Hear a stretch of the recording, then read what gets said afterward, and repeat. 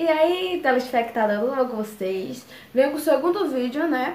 Falando sobre lesão medular, né, também. Mas o tema da lesão medular é sobre o nosso intestino, né? Intestino neurogênico. Eu já vim e fiz outro vídeo aqui só para dar uma entradinha, né, no assunto, para você saber exatamente do que eu vou falar ao decorrer do canal, dos próximos vídeos. Ao decorrer do tema, né? Bem, a segunda parte hoje eu vou falar sobre o tipo do nosso intestino de acordo com cada lesão. Antes de começar o vídeo, eu quero falar que eu fiz essa make no meu outro canal que eu tenho sobre Cinderela 24 horas, que é só sobre maquiagem. Então, se você quer ver como é que eu fiz essa maquiagem essa maquiagem tipo volta para a escola, né? Acessa lá, vou deixar o link aqui no box de informação, tá bom? Curta e se inscreva lá também.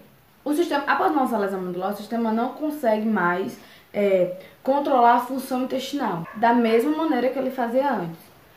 Para a maioria das pessoas, o processo digestivo ele é controlado através do nosso cérebro. Todo mundo sabe, eu quero fazer o cocô, então você vai lá e faz o cocô, porque você pensou em fazer o cocô, então o cocô tá na hora de fazer. E ações voluntárias. É aquela que você tem vontade, então você faz. A involuntária é aquela que você não quer fazer e faz, e aquela que você quer fazer e não faz. É involuntária, ela acontece involuntariamente. Quando ocorre a lesão medular, há um bloqueio. Há um bloqueio dessa mensagem do sistema digestório para o cérebro e do cérebro para o sistema digestório. Então esse bloqueio interfere na nossa vontade de fazer o que tem que ser feito, né? E o caminho que interliga o sistema digestório ao cérebro é a medula espinhal. Então, se a medula é afetada, há esse bloqueio de mensagem entre o sistema digestório e entre o nosso cérebro. Então, eu vou explicar para vocês como isso afetará a função intestinal, mas dependendo do nível da sua lesão medular. Nas condições normais, o nosso cólon, acho que é cólon que se fala, ele armazena as fezes até elas serem expelidas. Expelidas é até o formato das fezes, forma de bosta. Sendo expelida para fora no movimento intestinal. Quando a nossa fezes ela é empurrada para o reto, aí é desencadeado o quê? Uma ação reflexa. Então essa ação ela faz com que forma a contração do esfecta. Esfecta, eu não sei falar esses nomes, gente, é muito difícil. Do esfecta anal, acho que é assim, do esfecta anal. Mantendo ele fechado para que as fezes não possam passar. Então a gente controla. Eu tô com vontade de fazer cocô e tal. Aí a gente tranca o nosso esfecta. O esfecta anal, que ele é responsável para poder passar, né? Bosta. Mas quando a gente pensa, não, vou segurar. Então, o sistema digestório e o cérebro estão em comunicação através da medula. Então, eu consigo controlar ela. Não, ela não vai sair agora, entendeu? Ele segura bastante, entendeu? Dependendo da bosta, né? Às vezes a gente acaba escapando, né? Mas isso é normal. Mas quando é uma lesão medular, isso já acontece diferente, entendeu? O nosso esfecta, ele não funciona da maneira correta. Porque não há uma comunicação entre o nosso sistema digestório e o nosso cérebro. Há esse rompimento. Então, geralmente, né, grande maioria não consegue segurar, entendeu? Ou a uma parte consegue um pouco segurar, já tem um que não segura de nenhuma forma, entendeu? Varia do nível de sua lesão, então eu vou explicar agora. Por que vou explicar? Porque existem dois tipos de intestino. Dois padrões do intestino neurogênico após uma lesão medular, dependendo de qual parte da medula foi afetada, como eu estava dizendo. Eu vou botar uma imagem aqui para vocês me acompanharem direitinho, tudo certo. Primeiro é o intestino reflexivo. Intestino reflexivo ou espástico. Vou explicar que intestino é esse. Ele resulta, em geral, as lesões mais altas, de níveis mais altos, tipo cervical, que é a parte aqui do pescoço, e a torácica, que é do tórax, no caso. Então vamos dizer que é mais na parte superior, né? Vamos dizer. Então o que acontece? Quando tem esse tipo de lesão, não há mensagem entre o cólon e o cérebro. Não há, porque não tem como passar essa mensagem através da nossa medula espinhal, porque teve essa lesão.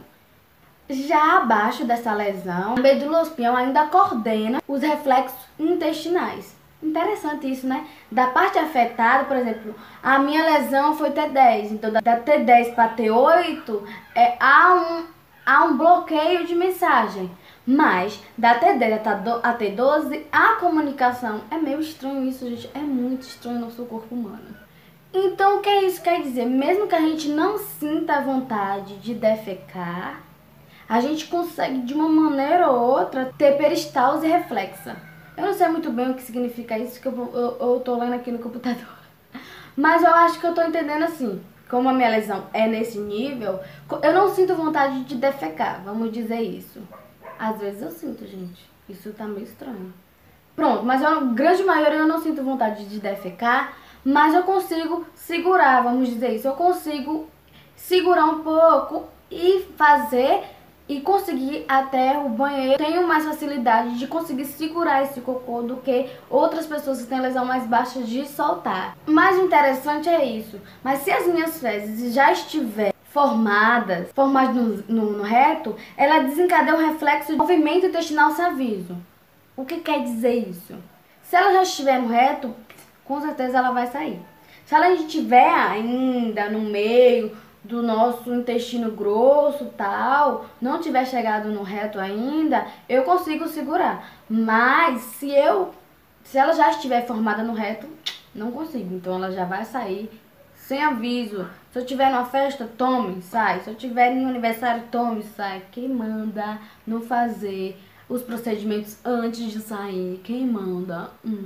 E quais são esses procedimentos, Janete, que a gente tem que utilizar para poder retirar essas fezes, já que a gente tem mais dificuldade dela sair só? Assim, existe um procedimento que todo mundo faz, né, que tem essa lesão acima, que eu acredito que a grande maioria faz mesmo, que é a questão do toque digital, né, que fala, né, para não dizer outra coisa. Então a gente faz esse movimento circular para que nosso esfecta consiga abrir e consiga soltar essas fezes que estão presas lá dentro. Então essa forma, esse toque, essa forma circular ajuda com que ele entenda que tem alguma coisa ali e quer sair. Então ele vai fazer com que o nosso esfecta abra para poder essas fezes ser liberadas. Então, gente, se a gente não fizer esses procedimentos e ficar, não, deixa ela aí, mais tarde eu tiro. Vou me explicar uma coisa. Quanto mais beber água é melhor, porque a água amolece as nossas fezes.